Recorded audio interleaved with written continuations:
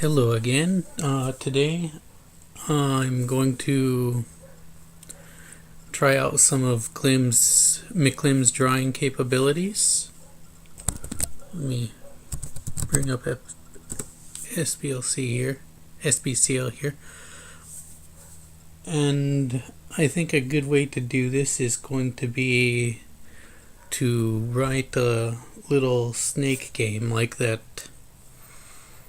old snake game on the old Nokia phones, or maybe Nibbles if you've seen that old QBasic application.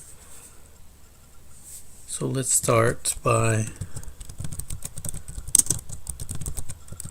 loading quick project and making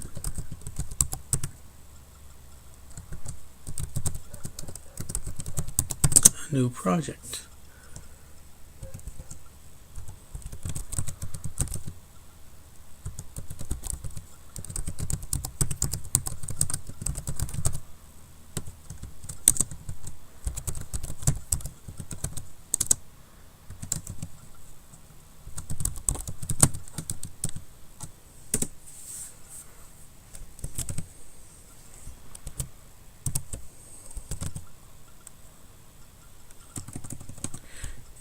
And there I went again, as I did in a previous video, and mistyped a directory name. Okay, there we go. Let's load that up and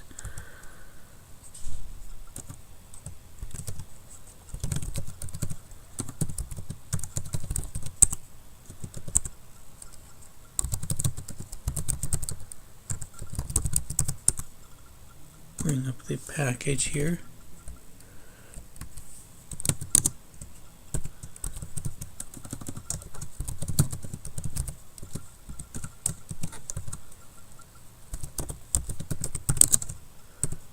And I'll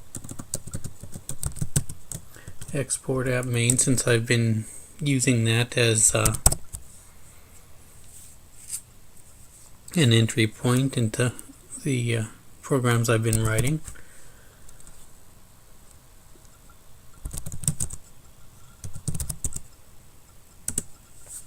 And let's bring this up. So I'm going to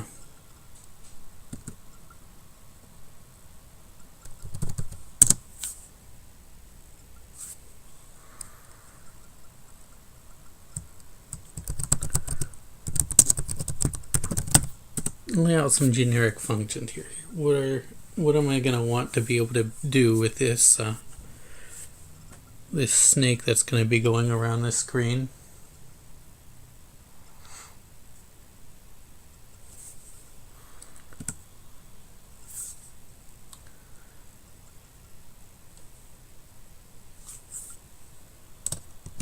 Let's see.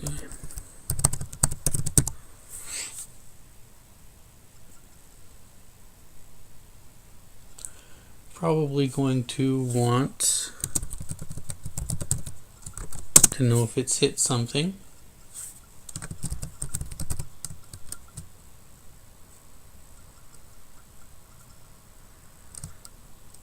And I'll leave out a documentation string for the moment.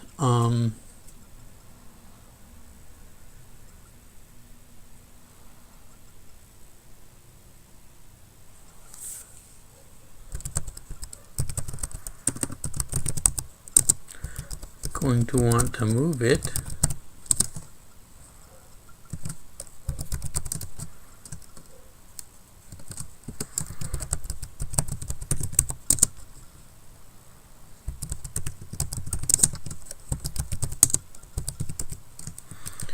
To change its direction.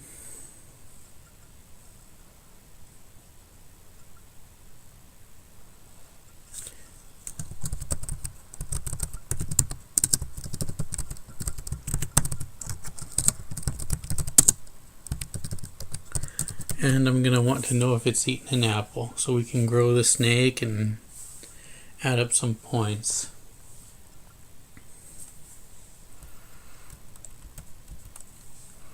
me set up some parameters here for the game.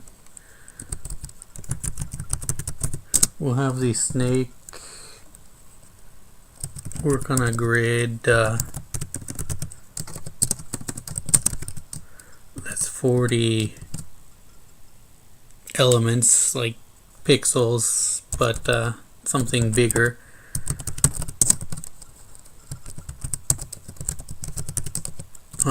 Wide and 40 elements high.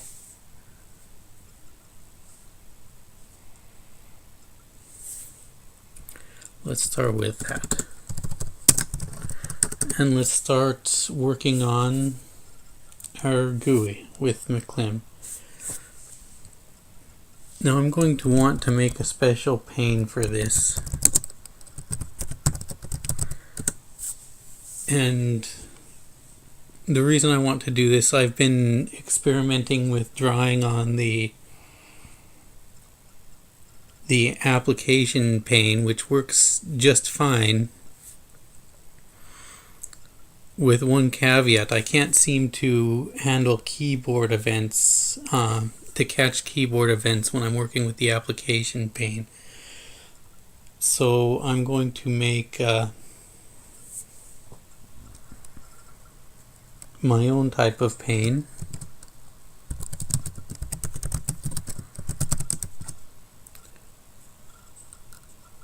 Which is going to inherit from McCLIM stream pane.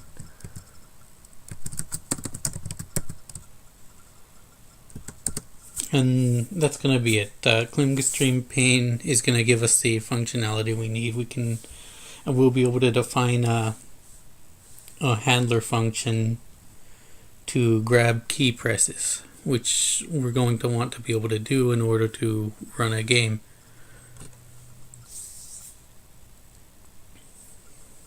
Alright, having our pane defined, we can define our application frame.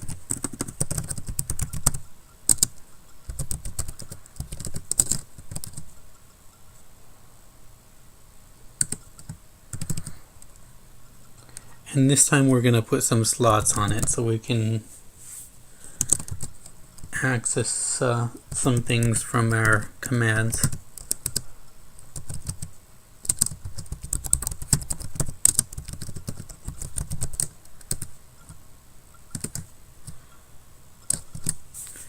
We want a snake, which is going to be going around the board. We want apples, but we're only going to need one at a time.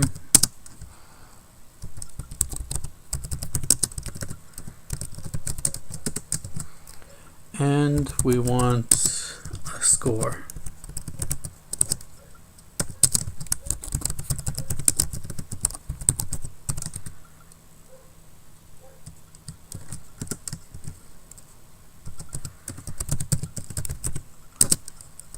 We'll make a menu bar for the application. I'll do that right after putting together the application frame.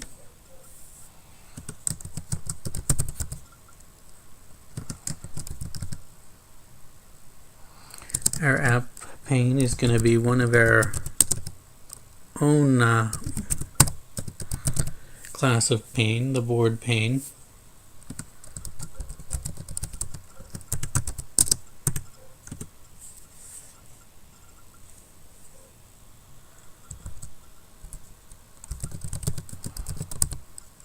We're going to put our own display function on here, which will draw the snake.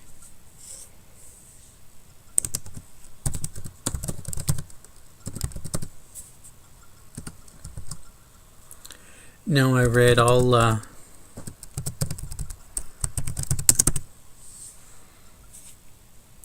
show it right here. I've got the website open. I read in an old release announcement for McCLIM that the panes have this option for double buffering, which would be handy.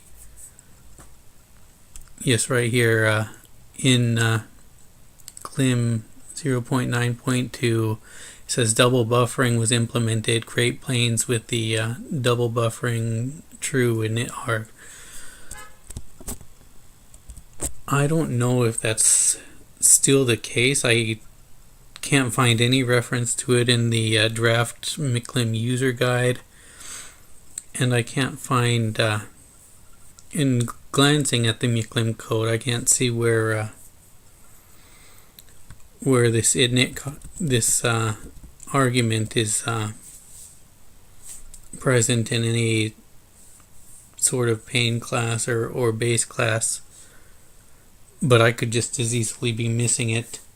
But it doesn't seem to cause any problem if I add it, so just in case we can reap those benefits.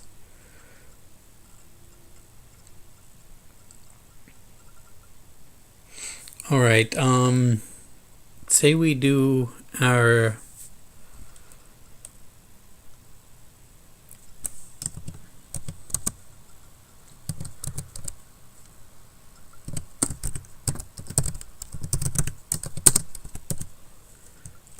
squares, our pixels for the board are actually 10 pixels by 10 pixels each. We'd want 10 times the board height. But I think I'm going to add an offset to where the board starts. I'm going to start at 20 pixels from the top so that we have room to put on a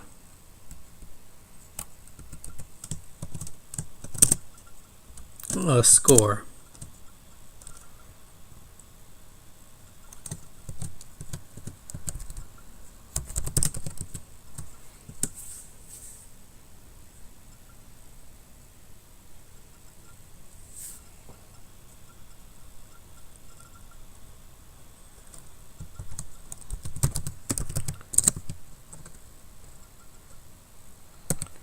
And same thing for the width, well, without the offset, we'll 10 pixels for each square of the board.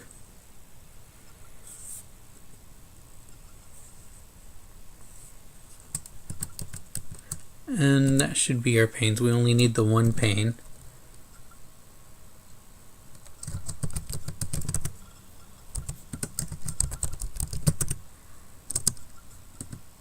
In our default layout, we'll just have the application pane.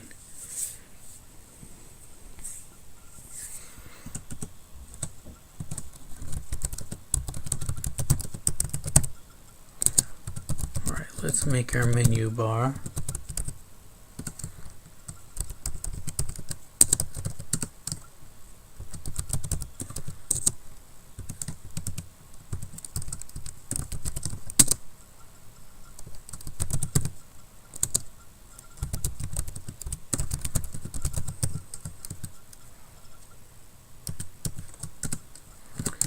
And our actual menu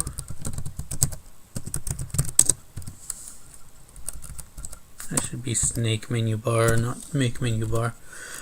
Snake game menu.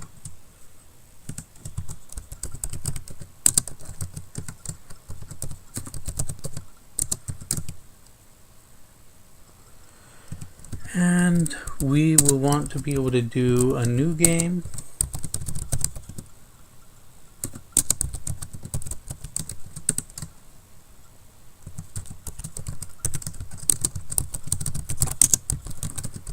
And to be able to quit our game.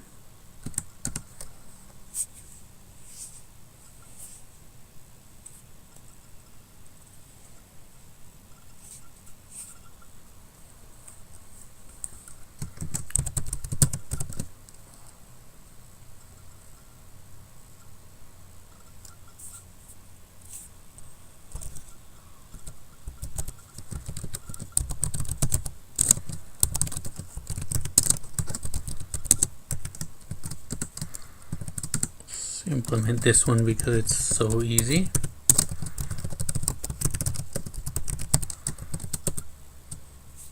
So far nothing terribly new other than our we're making a custom pane class, which really is just subclassed from stream pane.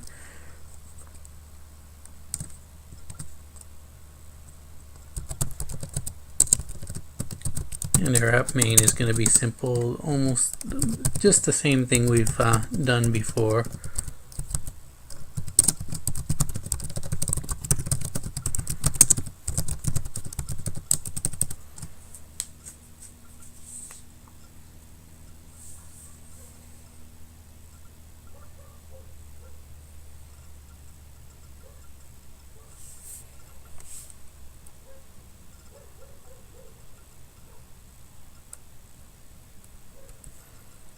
So we need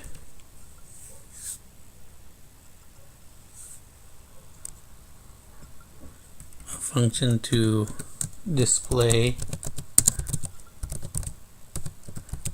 our application.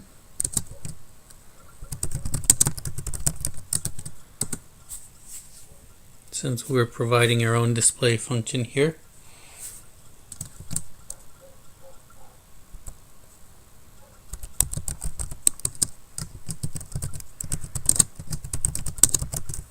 Going to ignore these arguments, at least for the moment.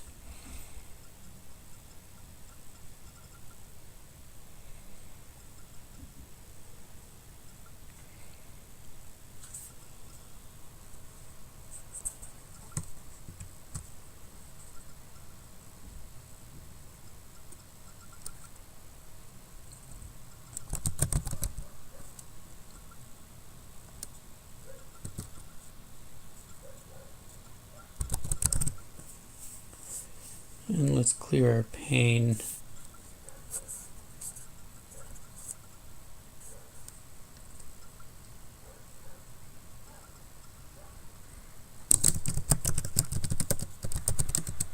This means I'm going to want to make another function to take care of that.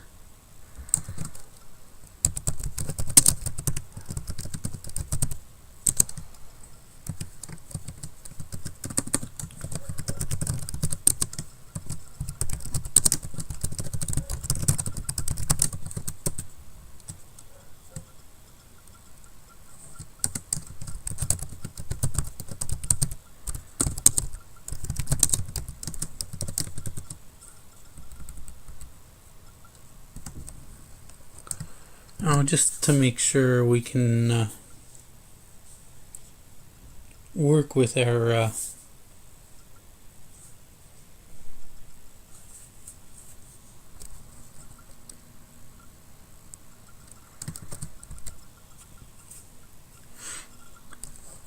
pane, let's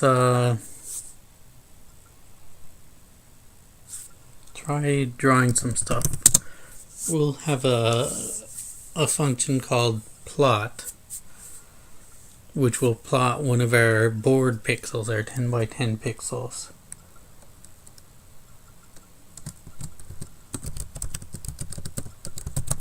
And plot will take a pane, an x coordinate, a y coordinate,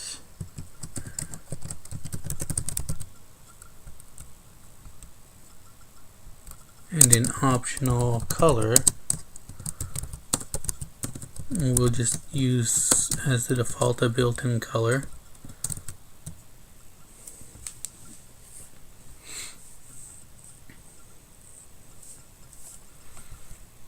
And here I'm actually defining the function.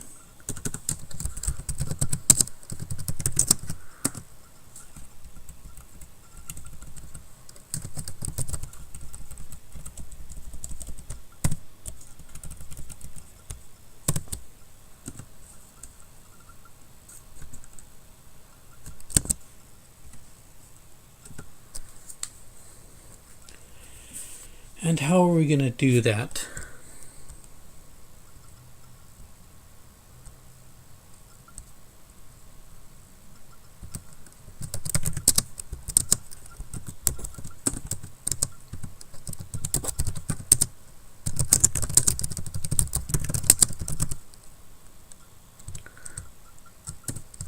Just so I know what it does later.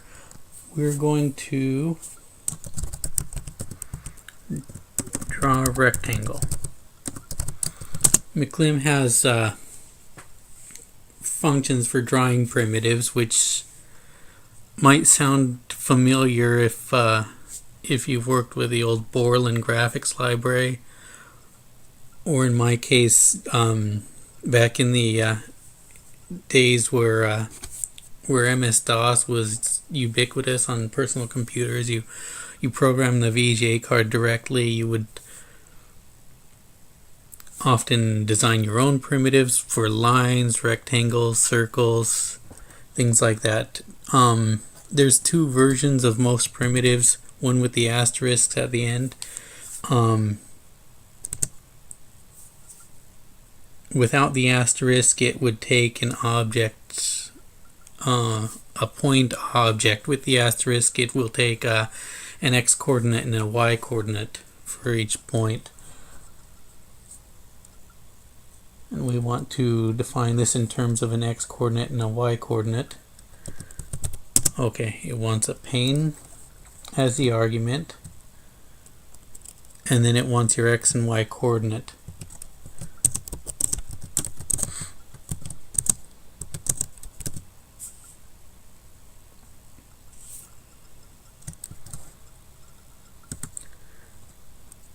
Then it wants another x and y coordinate.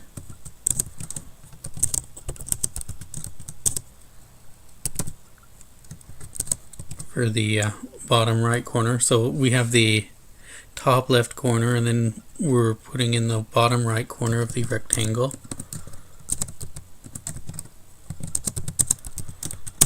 Adding 10 to the top and left because it's just going to be a 10 by 10 square.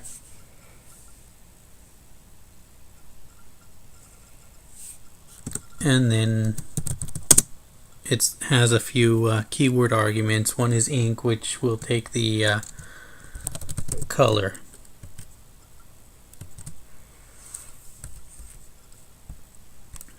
But here, remember we had an offset.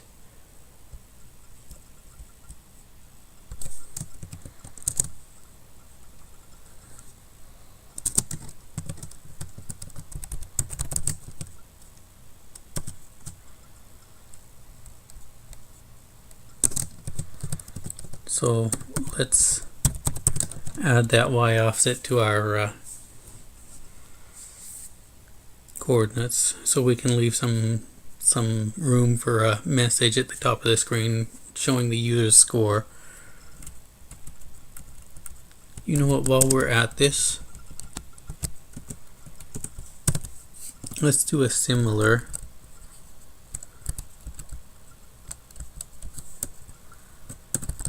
one for a circle. Again, we've got a drawing or a primitive for the circle that McCLIM provides us. The difference is the circle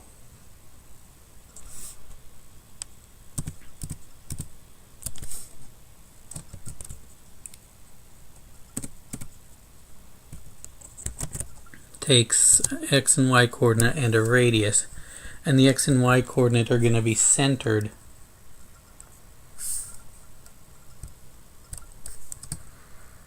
Or the circle is going to be centered around the x and y coordinate, so we need to offset this by half the radius.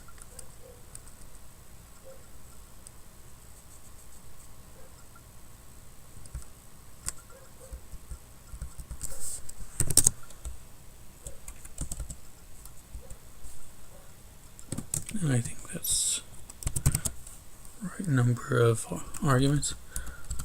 Alright, so let's try and plot something 10, 10, leave the default color. And just to make sure both of these work,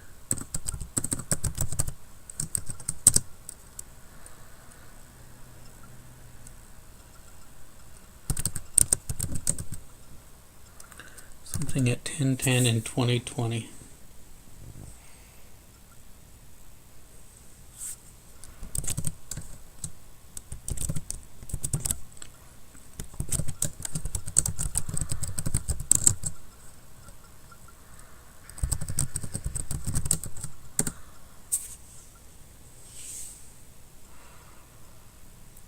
And momentarily we'll see if I've made any horrible typos so far in my efforts. Compile file error, malformed function.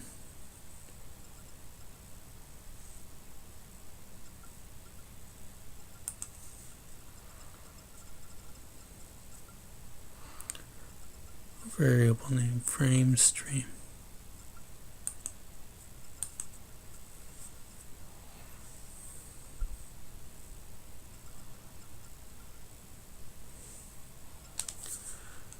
Alright, so my declare ignore should not have that extra set of parentheses, I'm guessing.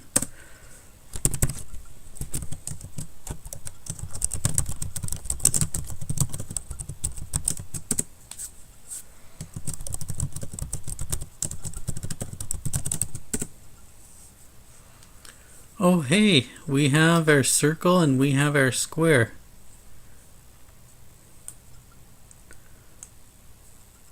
Alright, so that's a good sign so far.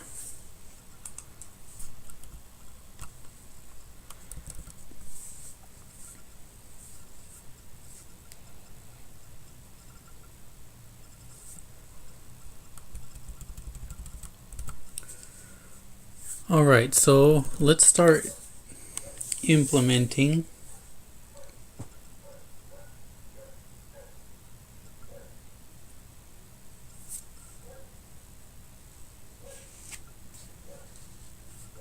our game. To do so, we'll want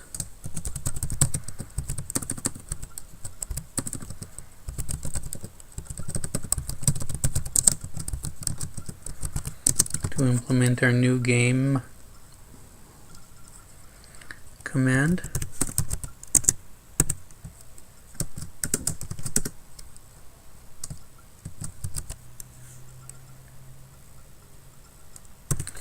And I'm going to create a binding for application frame. You'll see why in just a moment. And let's see, we want to keep track of whether we have a game running.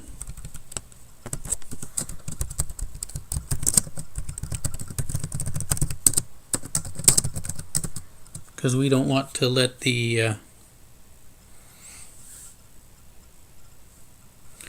well, I'm not sure. Anyways, I'm gonna keep track whether the game's running. Let the user hit new game when there's not a running game. So I'm gonna be spawning a new thread for the running game, and I don't need to have several of those running and conflicting with each other. So let's define this variable. Alright, so far we've bound frame to application frame,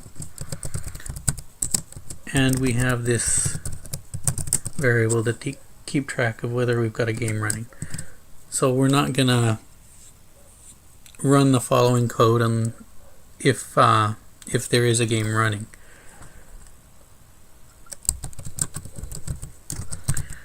McCLIM provides a way to spawn a process pretty easily. You just call a McCLIM sys with make process, and here is our process.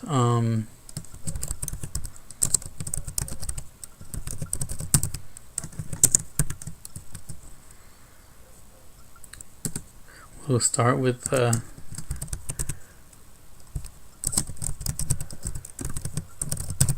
we'll have the game running when we enter, and we'll close out the game when we leave.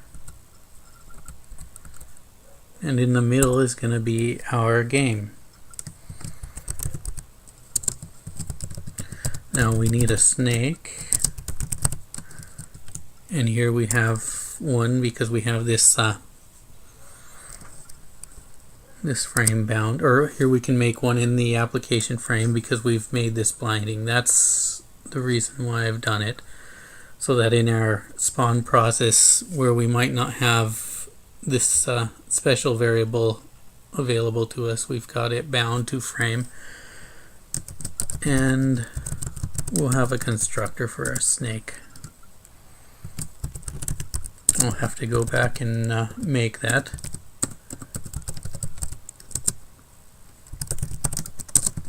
Same for an apple, something that a snake can chase down,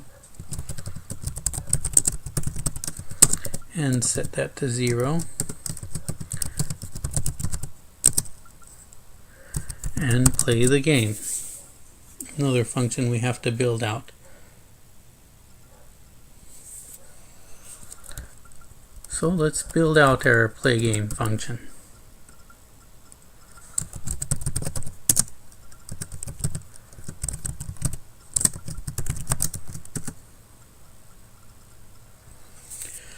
Alright, what are we going to want to do? We're going to want to start by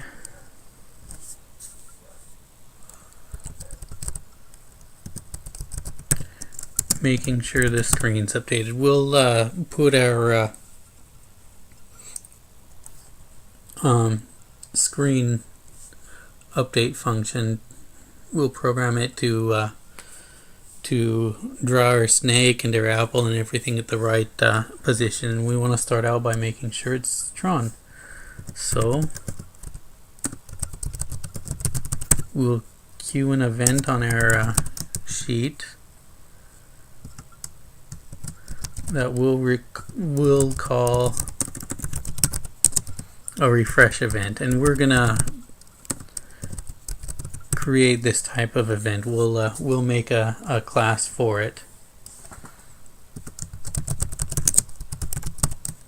and it's gonna be on our frame sheet, and then we'll enter the game loop.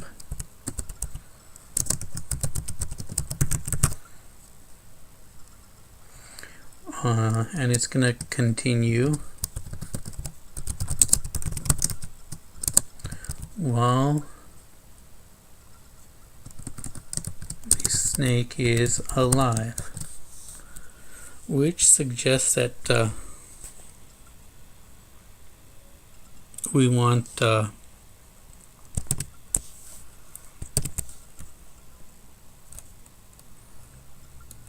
another generic function here.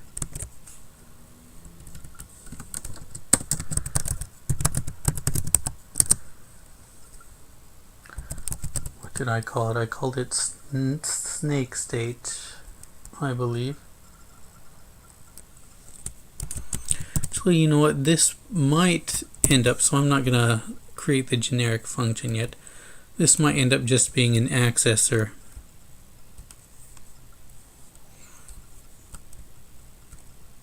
So I'll just assume whatever it is, we'll have it when the time is right.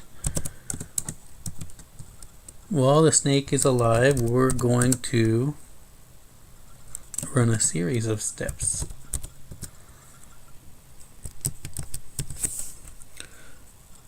We don't want our snake to be moving at infinite speed or however fast the computer can get.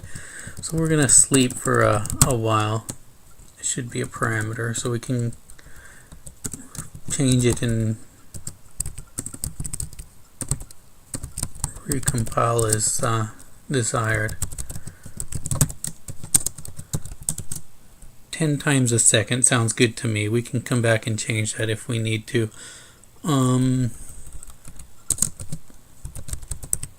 Just called that sleep time, right?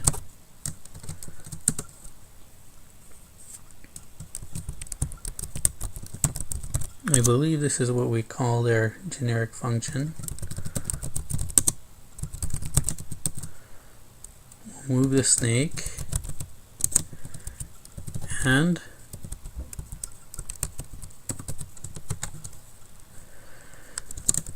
check if he's eating an apple. We needed a snake and an apple.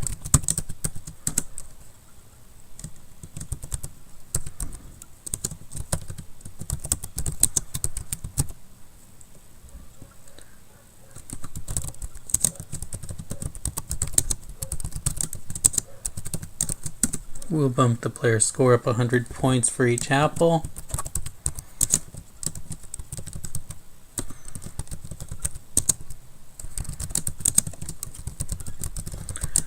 Put a new apple on the board somewhere. And we want to grow the snake.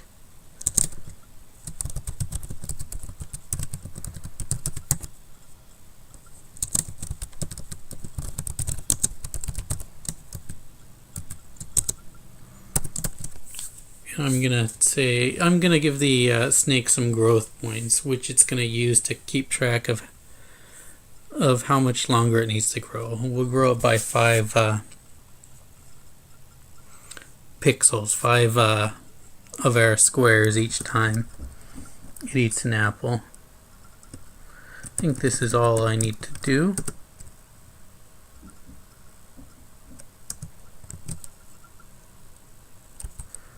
And we don't need to check if the snake's died because loop is going to be doing that for us. So at this point we've advanced the snake, maybe eaten an apple, and we'll probably check for a collision here in advanced snake and set the snake to die, so our GUI doesn't really need to worry about this one. Probably our GUI shouldn't be worrying about this either, but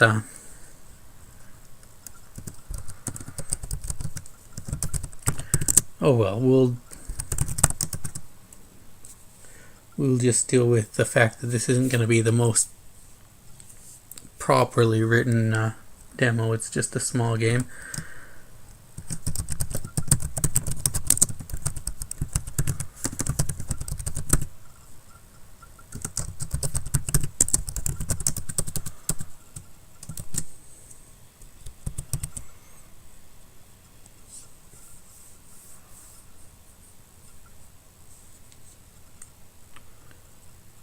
So now we have our snake functions. I guess we should make sure we've got these variables. And SBCL lets us know that that we're calling a bunch of functions we haven't written yet. So let's go back and write some of these.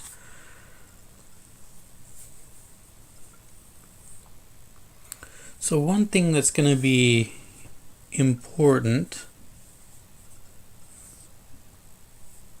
well, one thing we need to do first of all is actually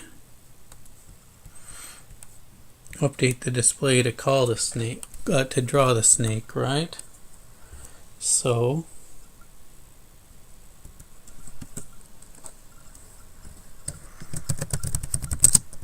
and we don't want to draw the snake if the snake doesn't exist. That might cause some problems.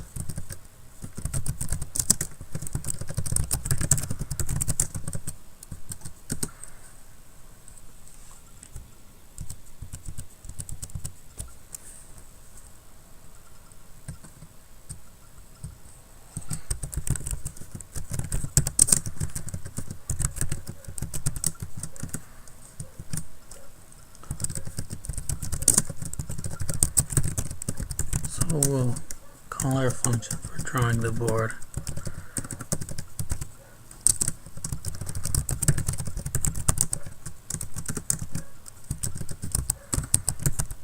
And it's going to want to know what the score is.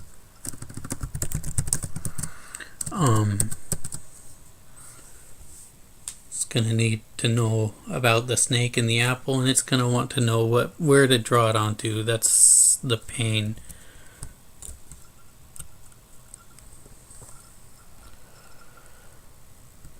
So let's define draw board, pane, snake, apple, score.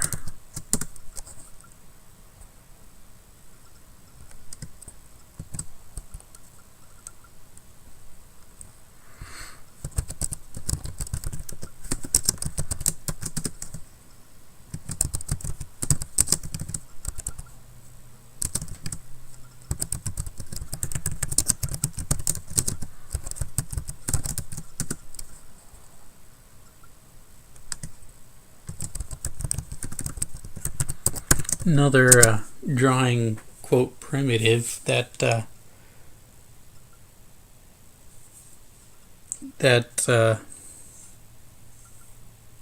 McCLIM provides is a function to draw text, and it comes like the others with an asterisk version which takes coordinates and a non-asterisk version which takes points. We'll use the asterisk version here, and we're going to, when the snake is dead, display a message. And let me try and center it here. It's not going to be perfectly centered, but just sort of guess.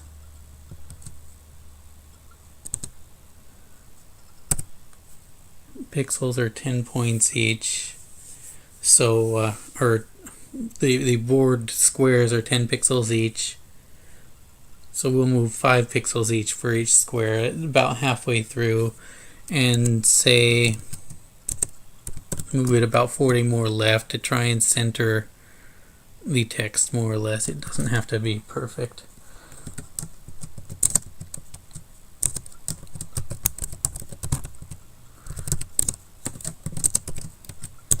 Same thing for board height.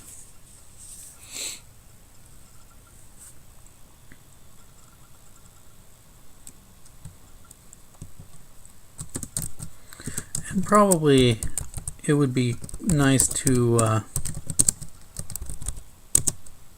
tell the user what his or her score was at the time.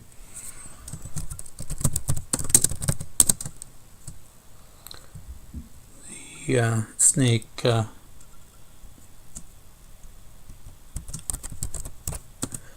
assumed the snake went belly up.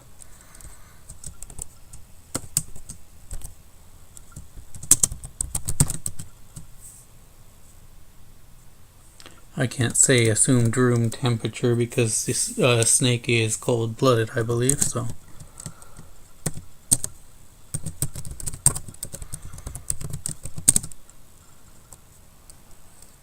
So it wouldn't make sense for a snake as a metaphor for kicking the bucket.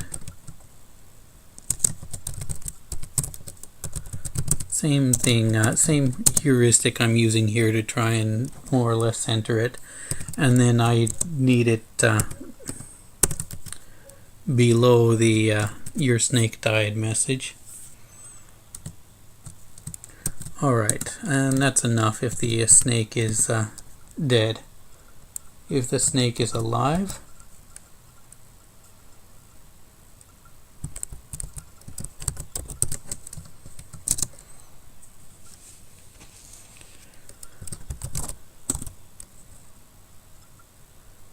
let's draw some text.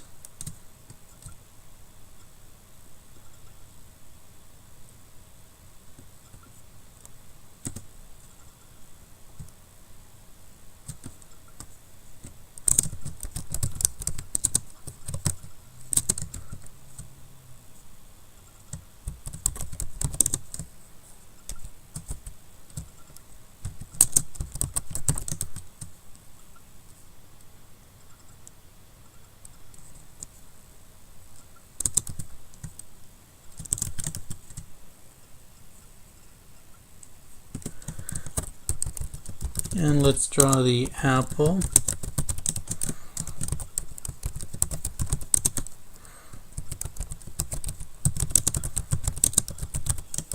And the snake. And I'll create some methods to do that. We'll have some methods that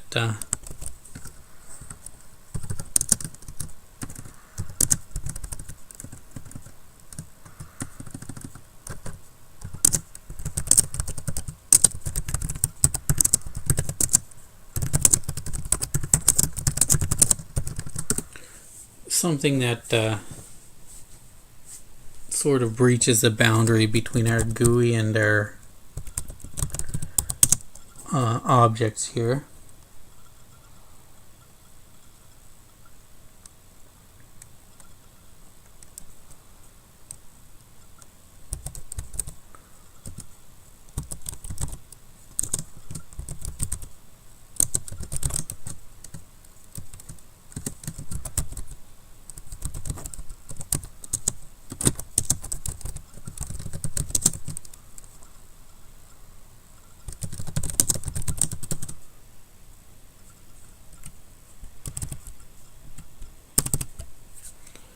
add these in to our generic functions right away.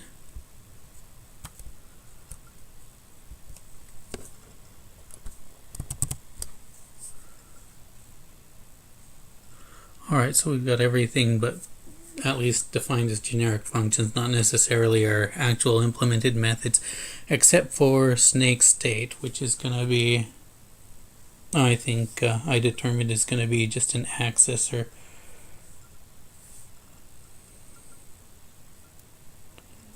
So that might be everything we need for the GUI. Let's start making the data and see how far we can get with this on the GUI.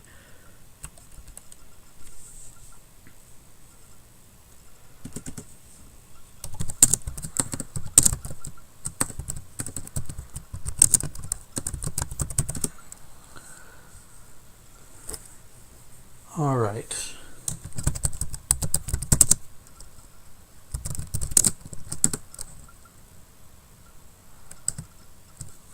So our snake is going to have a certain length, but we're going to need to keep track of not just the length itself, but actually where each part of it is on the screen, because the user might turn and the snake is going to be in an L shape or in a more complicated shape, depending on how long it is and how many turns the player has made, how many times the player has turned the snake around.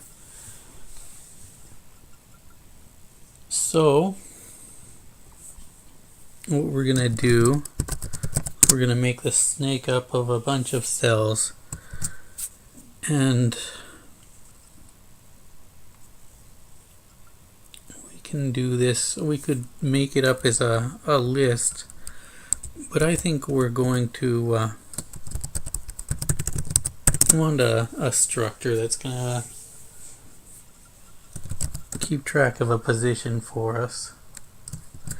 And this could be a class as well, but if I just define a structure, Lisp will take care of creating a constructor for it and accessors, and can just type this out quicker and be done with it. That's all we're going to need to do, I think. And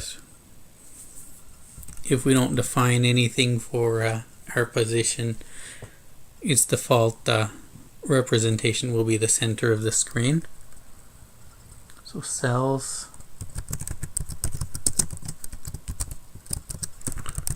is going to be a vector, a one-dimensional array of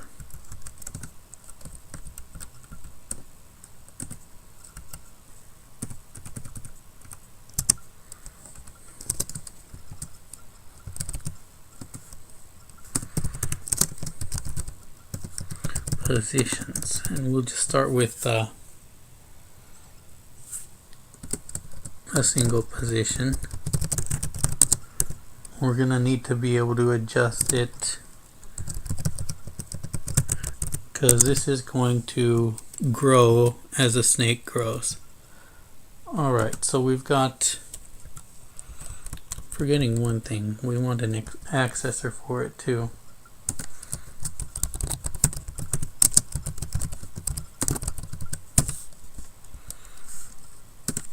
Alright, so we've got our first slot. One thing we're also going to want to keep track of is the direction the snake is going.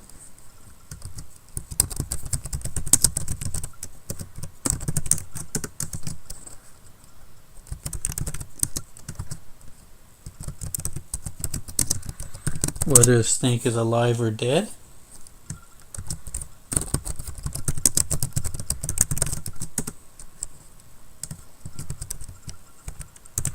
And we already made use of, made a reference to growth points, so we're going to need to actually do that.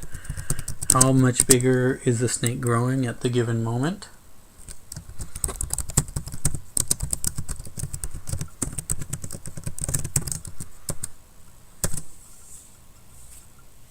Okay, I think that defines our snake.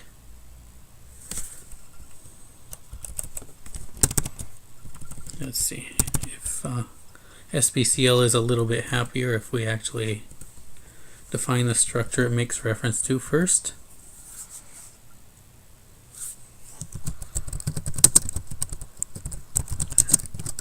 For the class, we actually need to make our own constructor.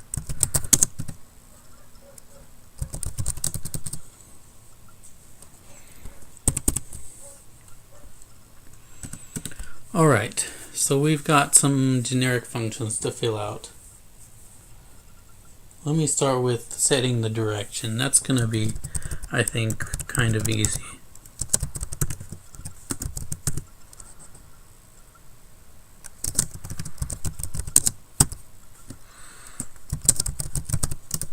So we'll have a snake and a direction, and we're just going to,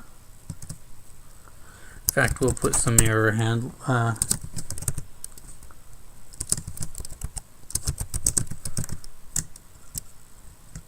not going to do this for a lot of the program, but why not?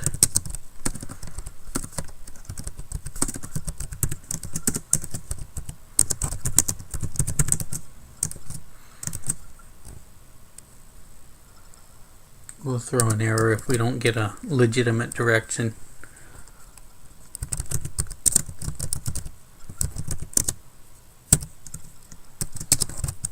And just that easy. We can, in theory, just make a one-line method here. Set the snake direction to direction. Alright.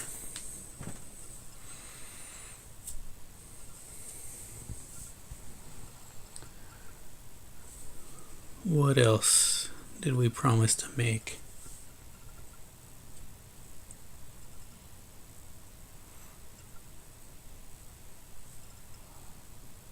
So the next position, this is going to be tricky. Well,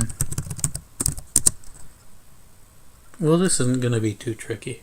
So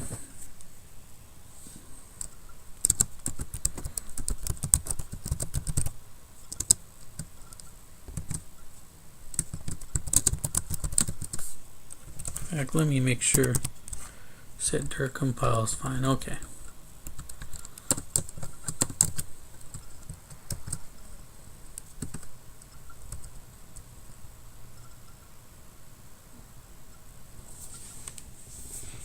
So we're going to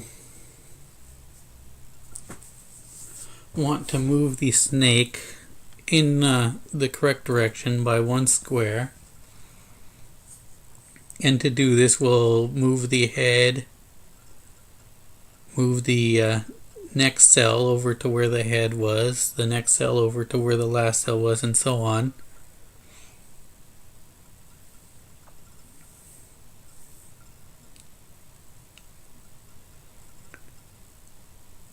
Plus, we need to add a new cell if we have at least one growth point.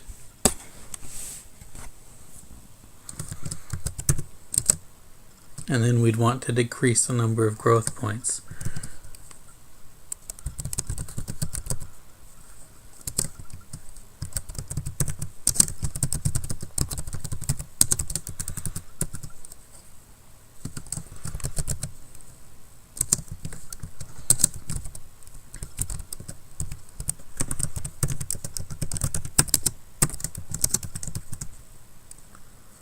So when we have some, when we're growing, let's add another cell to the snake.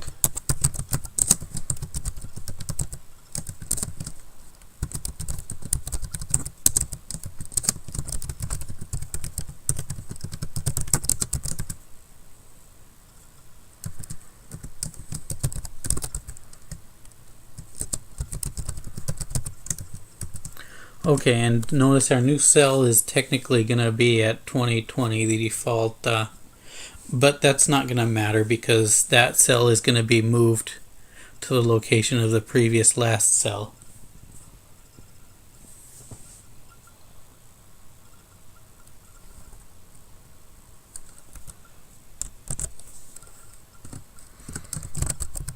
We're also going to want to, as I mentioned,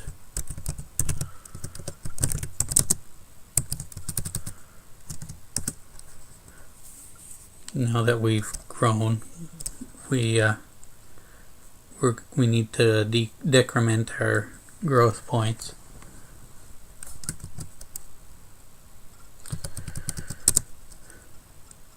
Now, I don't know that map is gonna work too well for this, because we're going to need to act on,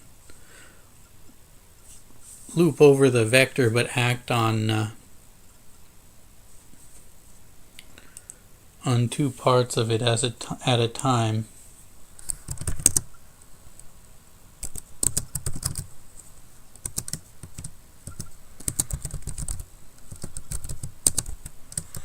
So we're going to start, and we want to start at the end. So map would probably be a problem here, because we'd want to reverse, we'd have to reverse our vector and then reverse it again. So let's loop from the end of the snake. It's 0 based index, so we'll subtract 1 from the length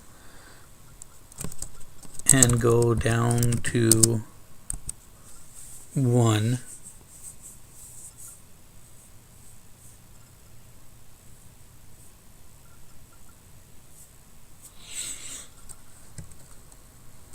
Because we're going to want to move the head as well, but we need to move the head in a certain direction.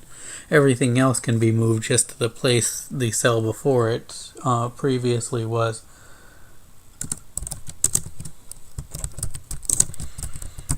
So we'll set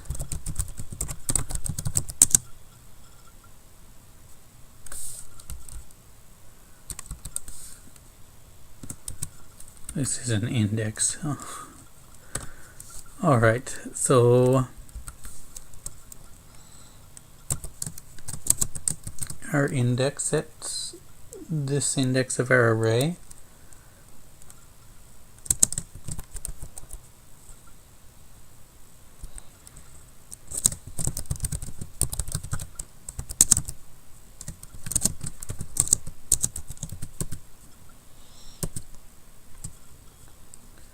To the thing just before it. And now we want to move our snake's head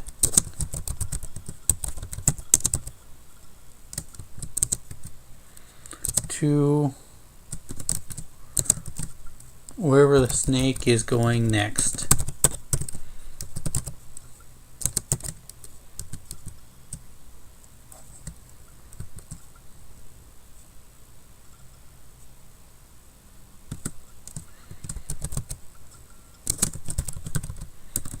And why not? This is a good place to check our collision, since we weren't doing that from the GUI. We should do the same thing for eating an apple, but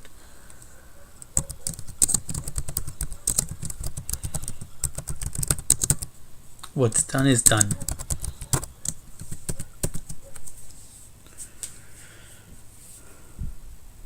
Alright, so we need to implement collision, but now we know of another generic function or a method we need to implement, which is going to be the next position.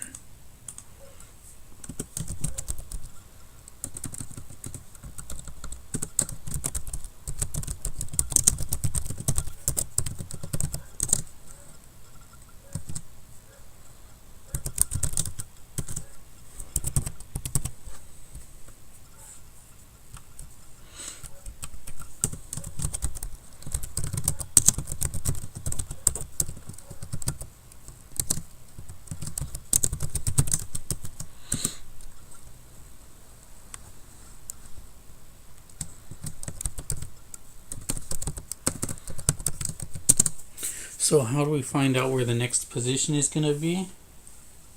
We take the first cell of the snake, its head, and move it depending on the direction.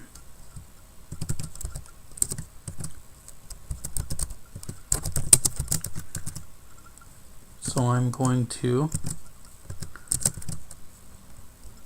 I'm using this version of let because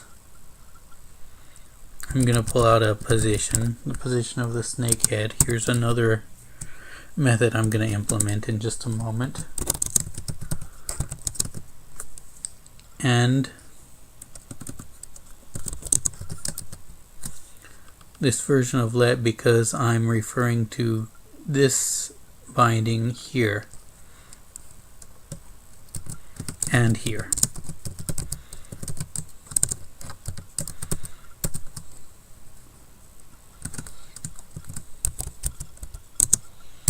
So our direction, remember it's either up, down, left, or right.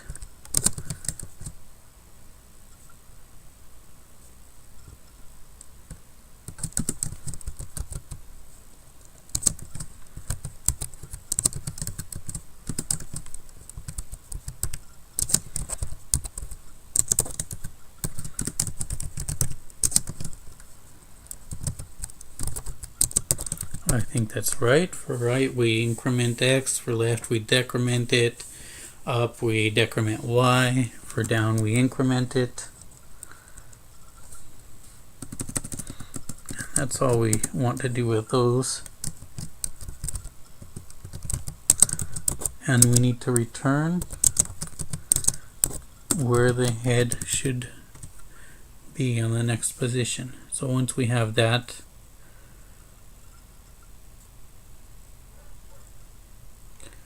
we set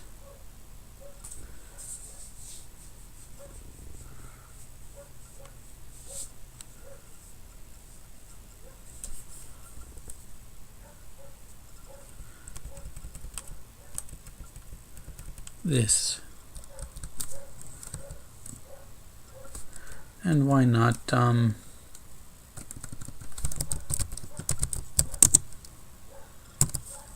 we'll make sure snakehead is both gettable and settable here, just to make things convenient, make things look nicer. Alright.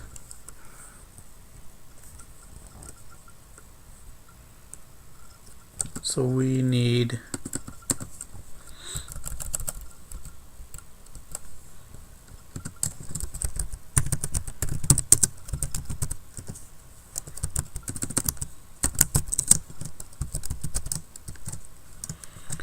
both the function to get the snake's head and something to set it. We could probably make snakehead a macro and kill those two birds with one stone, but then if we want to do something funky in here, we might limit ourselves to our possibilities later.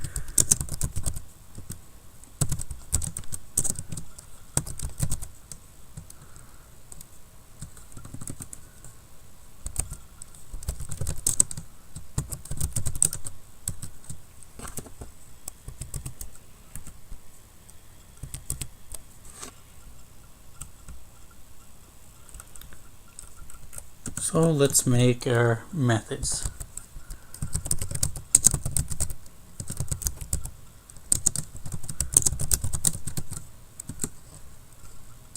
So I think that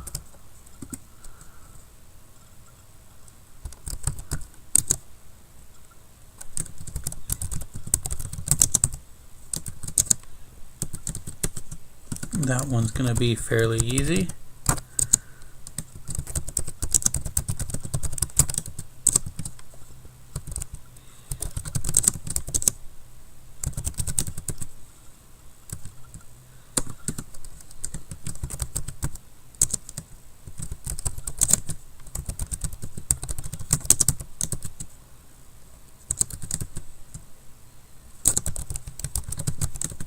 And that shouldn't be too bad either.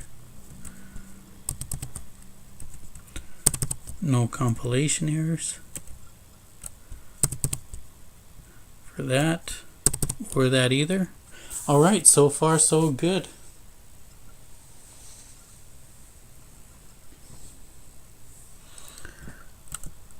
What else do we have to do? Collision. We've got advanced snake, alright.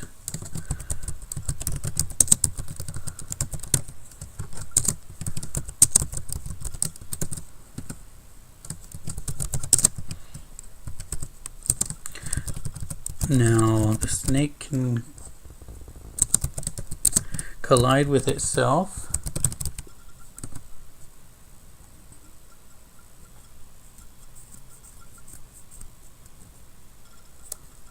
Or it can collide with the boundary of the game board.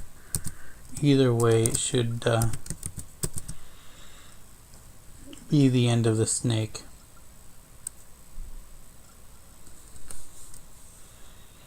So we want two more methods, collision self, collision wall.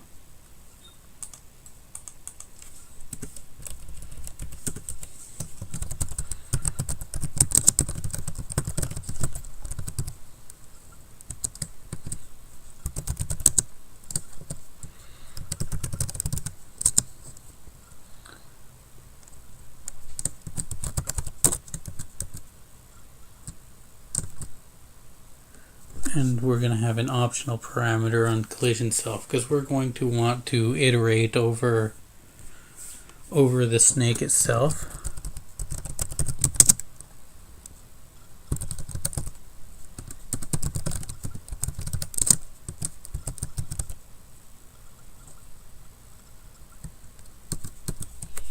Collision wall is going to be simpler.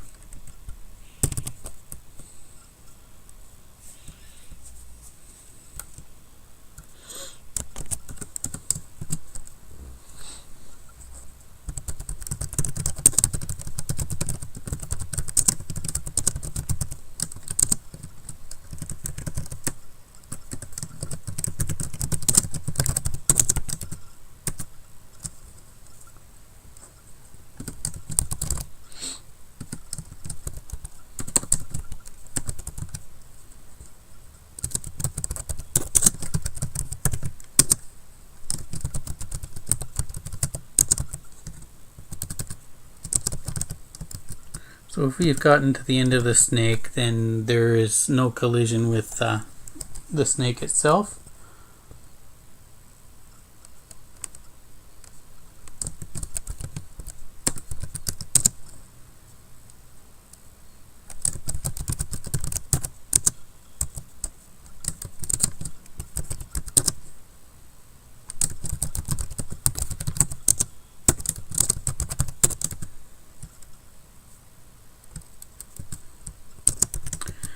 If the snake head is at that portion of the snake, if there's a match in those positions, then there is a collision. We'll return true.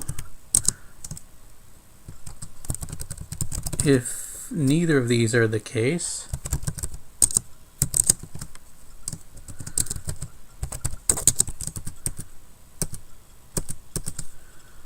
we're gonna call ourselves back again and increment the index and run and recurse over this function.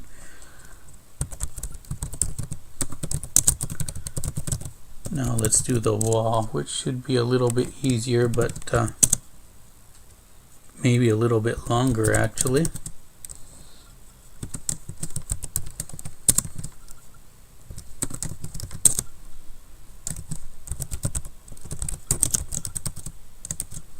Let me see if collision self compiles nicely.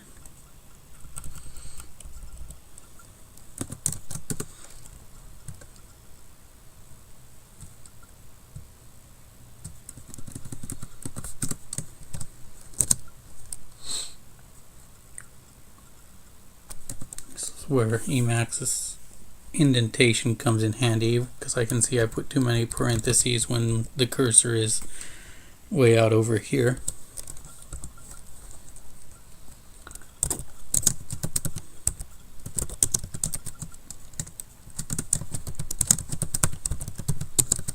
Alright, so I need to know where the snake's head is.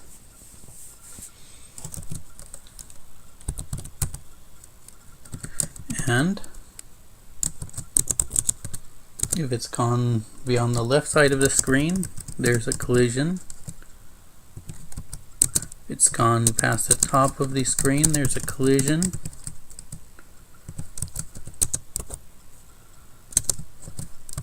If it's gone past the right edge of the board, there's a collision.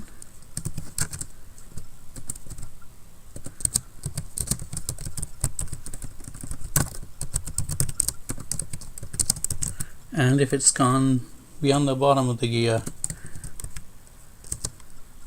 board, there's a collision. Otherwise, there is no collision with the wall. Simple enough. Okay, that compiles nicely. This compiles nicely.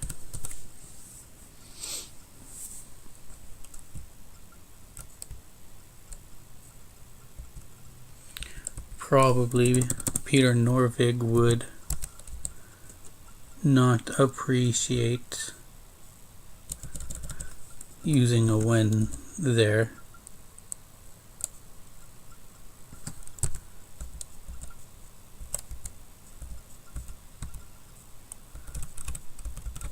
So I'll change that to an if. And that should be a nil.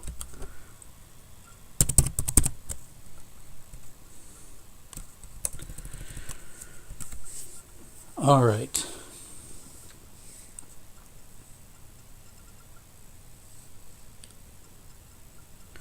So I think that's everything our snake can do other than eat an apple. So let's make the apple that he can eat.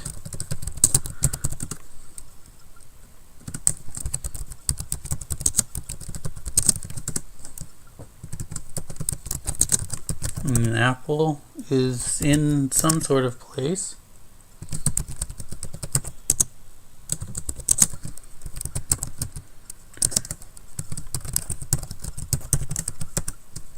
And we're going to set that. We're not just going to leave it at the center every time because there wouldn't be much of a game at all.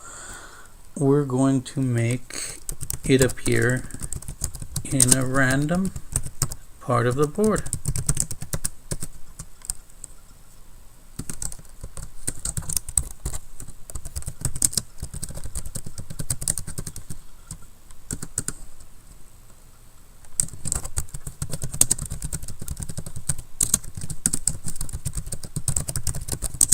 And there we've got our constructor. And I think we've got an apple eaten method here.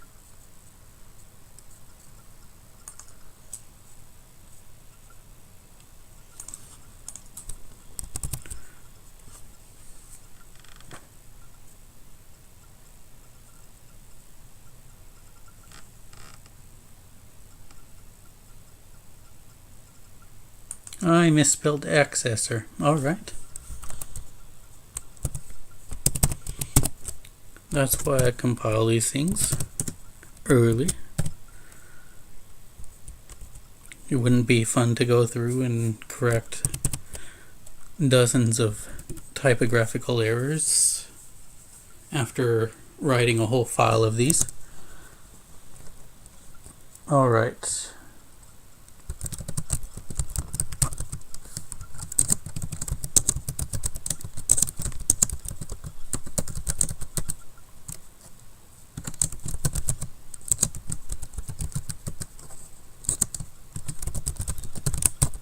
When the snake's head, which is a position, is the same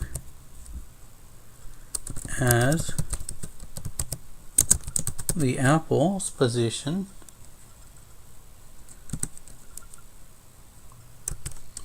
we have eaten the apple. Make sense?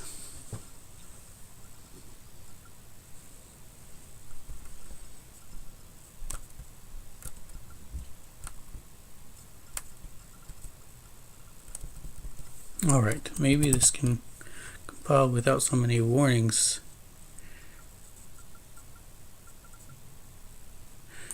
Now, and only one.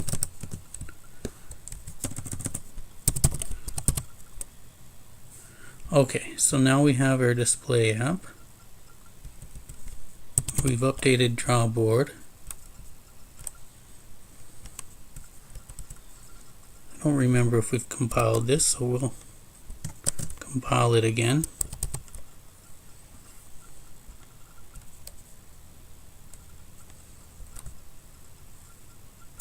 I see a typographical error here. Alright. I don't remember if we compiled that command. Let's see.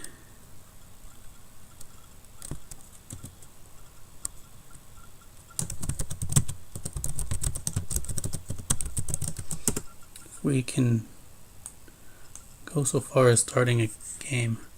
Oh, we make reference to an event here.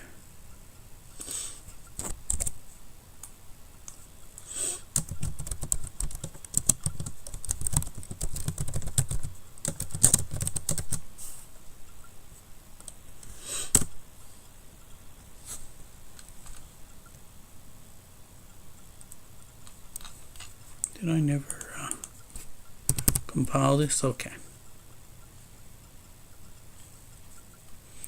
Make reference to event here we've never created. Oh, let's define our event.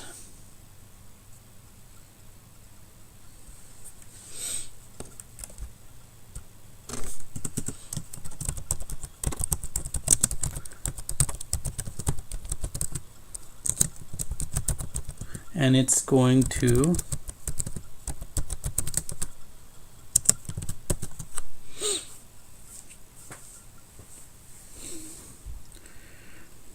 just be a subclass of window manager event.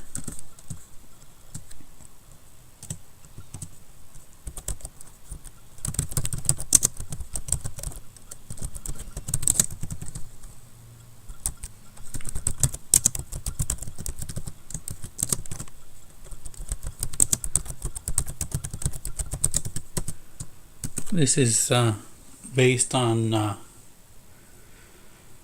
some code I found, I believe, in the graph example in the McCLIM demos, McCLIM examples package.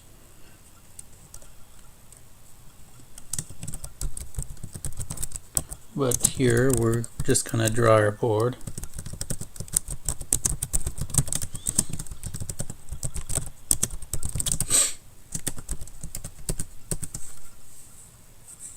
All right.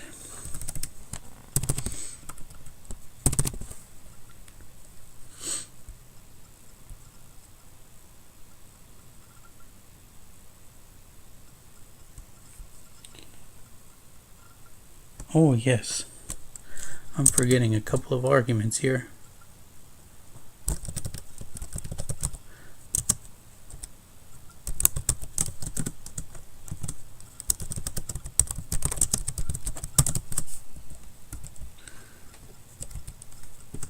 And let's make these more nicely evened out.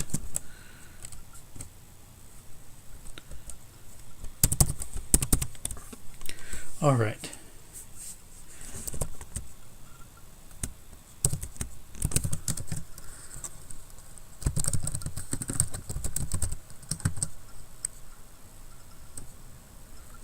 I know why game running wasn't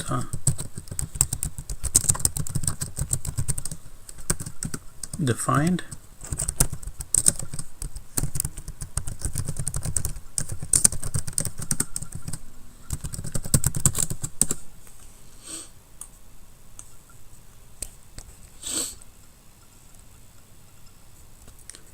Oh yes, okay. Now one thing we forgot to actually implement was draw snake and draw apple, and those are just going to be based on our plot commands. So somewhere we'll have some GUI plus objects code.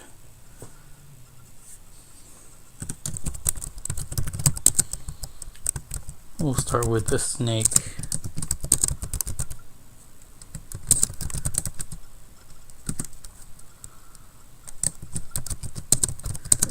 And here I'll use map. I'll just go over the snake's elements or cells.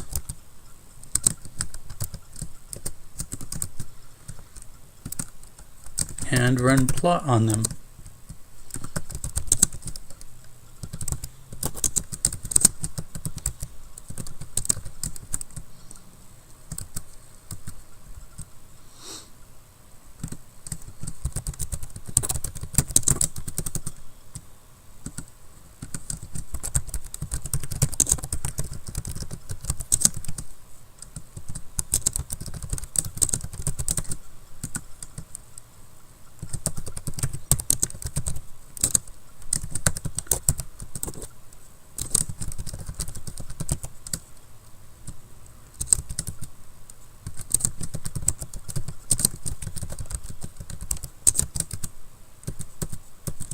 And that's simple enough to just plot something at the apple's position.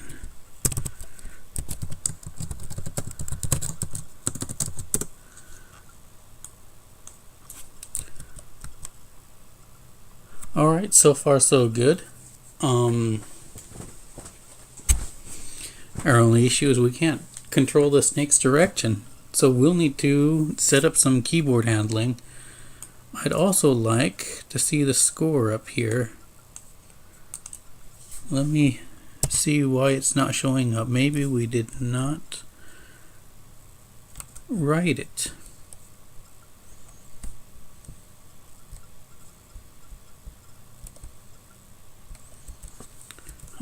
Draw text. Pane. Format, nil score.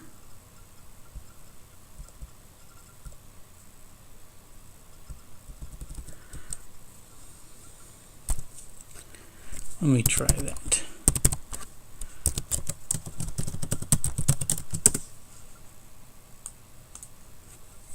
So it was off of the top of the thing, probably underneath our menu bar.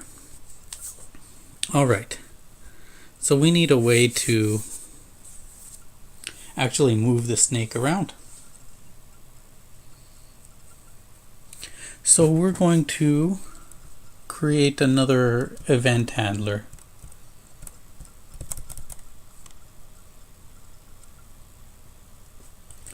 This one's going to handle a built-in event that McCLIM is going to provide from our window manager.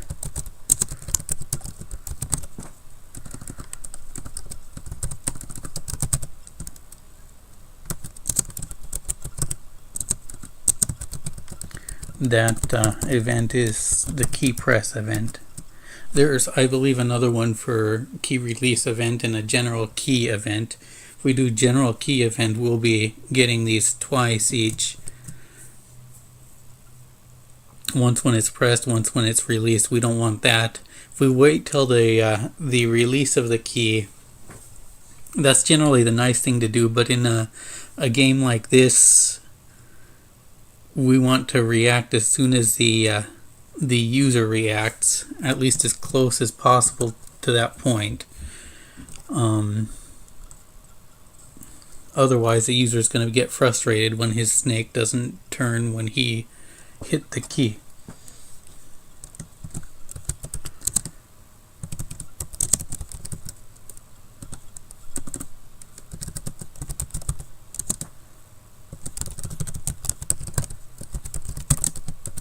Let me bind S to the snake so that we don't have to call this app snake application frame over and over again.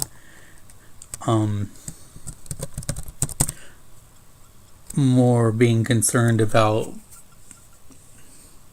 avoiding carpal tunnel here than actually considering efficiency. just don't want to have to type that over and over again.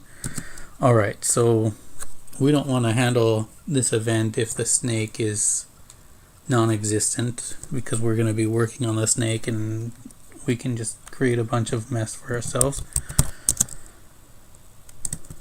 So we'll map over the key name. This is a function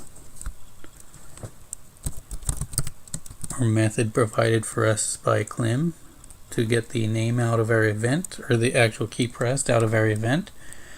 I do not know how portable these are going to be, but earlier when I was trying to figure out how to handle keyboard events, I had it print out the names of the different keys as I press them. There are a few standardized keys for McCLIM. I don't think the arrow keys are one of them. So what comes out of the arrow keys may depend on an operating system, on the operating system. So this might not be very portable code.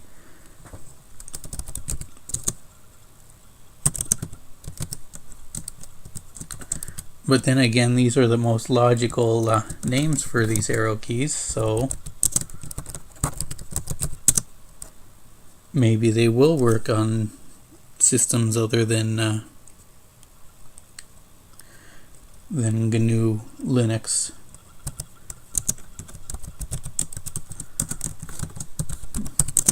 Maybe if you set up X server on your Windows computer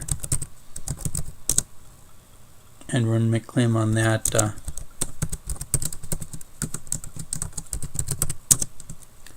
not sure.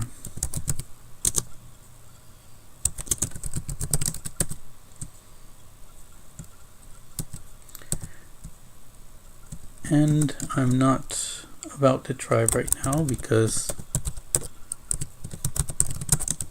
I just want to get this to work. Oops.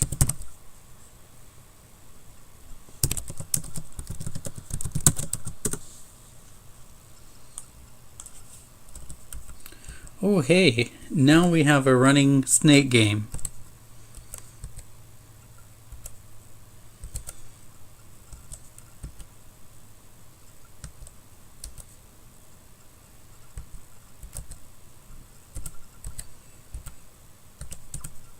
One issue that might be a problem is that it's not very clear how far up the snake can go without hitting that upper boundary. So maybe we want to outline where the actual playing board is. Maybe we can make a background with a color. In fact, let's not quit. Let's take advantage of the fact that we're using Lisp and we can actually modify these items in a running program.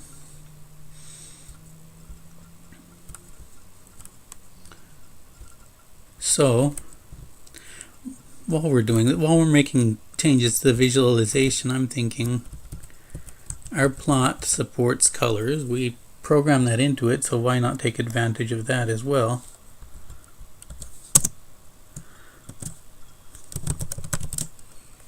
Let's color our snake. Let's color our apple. Red is a good color for an apple, right?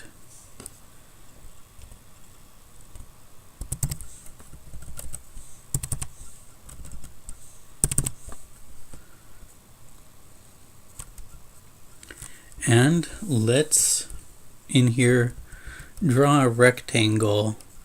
Let's see, in our draw board underneath or before we draw the actual apple and the snake, we'll draw a rectangle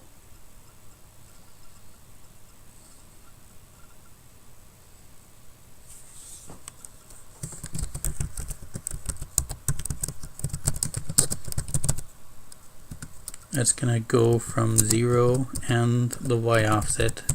So the top left corner of the board, to the bottom right corner, thus showing exactly where the bounds of the snake are, beyond which, if he goes, he will die. Let's see.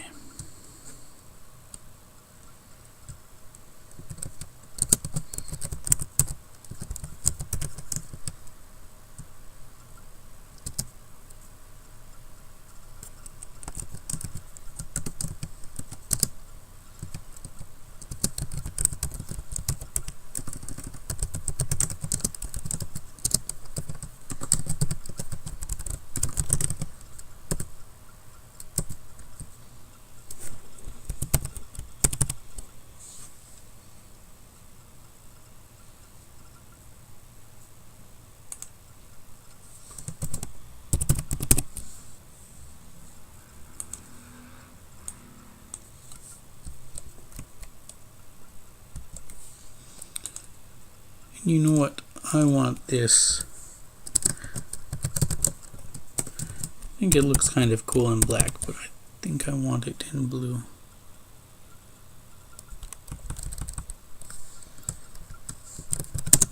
That's right, this is a keyword argument in draw a rectangle.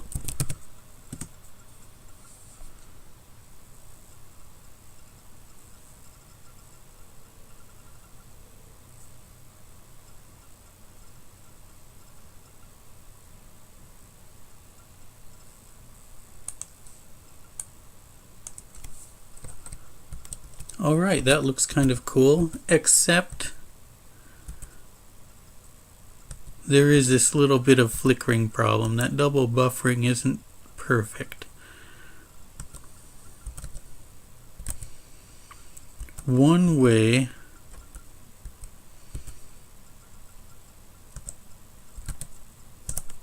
we might be able to avoid this is by getting rid of this. The problem is that's going to, we'll move it over here, because that's going to cause McCLIM to keep the output records of every time we paint the screen and redo it over when it needs to repaint the screen. And that could go on for infinity, so at least we'll clear the pane and with it clear the output records at least when the snake dies.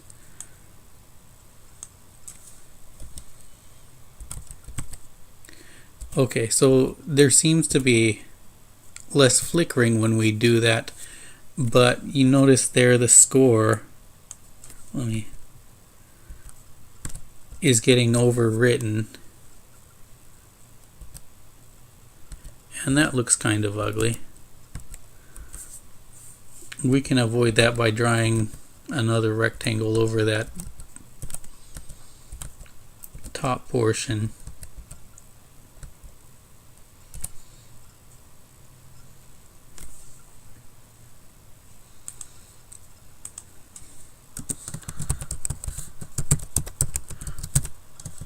A white rectangle.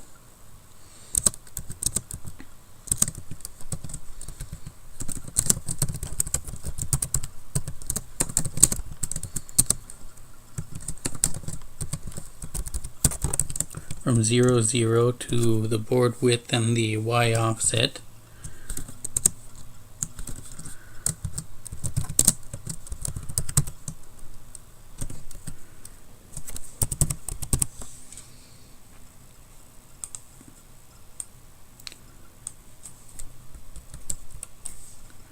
And that looks a lot nicer. And so this is the part where you get to watch me play my game.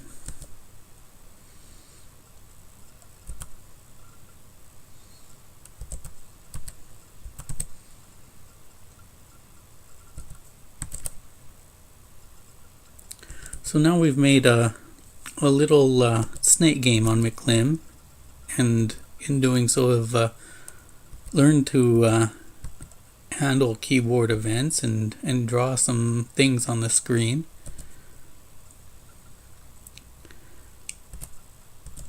So far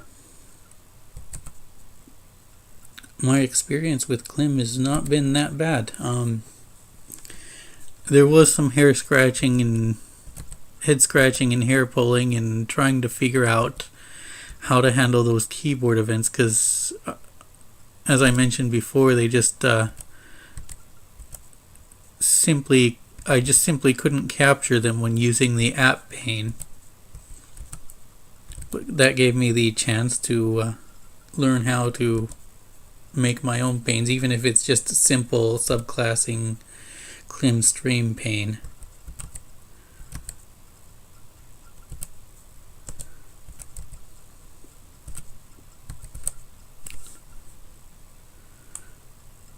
So we've made a game that's a couple hundred lines of code. It probably doesn't need to be that long. Not necessarily the greatest, most elegant Lisp code, but it works nicely, and so this has been kind of a longer video, I expect. So that's going to be all for now. Thanks for watching.